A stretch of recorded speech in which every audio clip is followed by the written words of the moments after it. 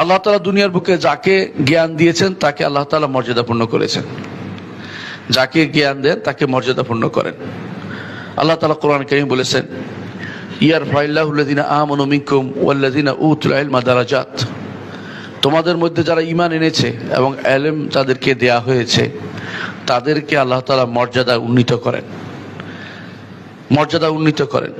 সুতরাং জ্ঞানের মাধ্যমেই আপনার মর্যাদা উন্নীত হবে।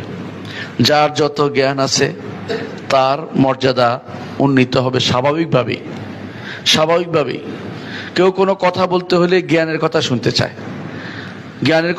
চায়, আর জ্ঞানের কারণেই এই মিম্বরগুলো আপনাদের সামনে আছে, যে জ্ঞানীরা এখান থেকে বক্তব্য দেয়।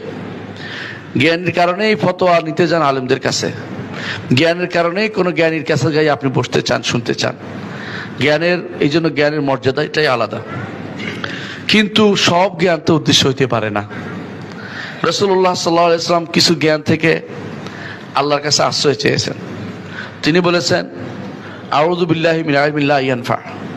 আল্লাহ এমন বিদ্যা থেকে আপনার কাছে আশ্রয় চাই যে এই বিদ্যা কোনো কাজে লাগে না, দুনিয়াতেও কাজে লাগে না, আখিরাতেও কাজে লাগে না। কোনো বিদ্যা আছে আপনি দুনিয়াতে কেন পড়ছেন সেটাও আপনি জানেন না।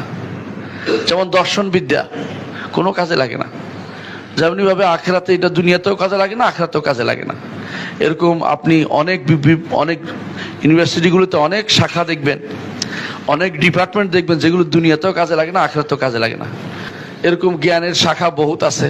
আর এগুলি চালু করার জন্য বহু মানুষ বসে আছে যারা এই জাতীয় নতুন নতুন জ্ঞানের শাখা বানাচ্ছে বসে বসে। নতুন দেখবেন যারা নতুন বলতেছে, একই জিনিস ডিপার্টমেন্ট 3টা 5টা 5টা পাবেন, সবগুলিতে একই জিনিস পড়ানো হচ্ছে, নাম ভিন্ন ভিন্ন।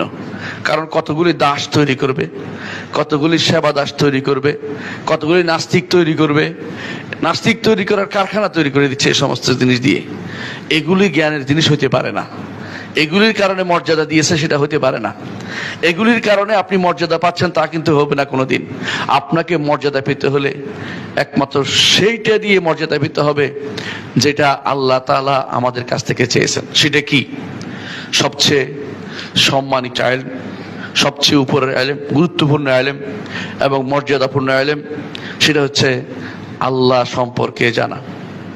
আল্লাহ সম্পর্কে জানা। দুনিয়াতে এসেছে আল্লাহ সম্পর্কে জানতে পারেনি, তার মতো হতভাগা আর কেউ নেই।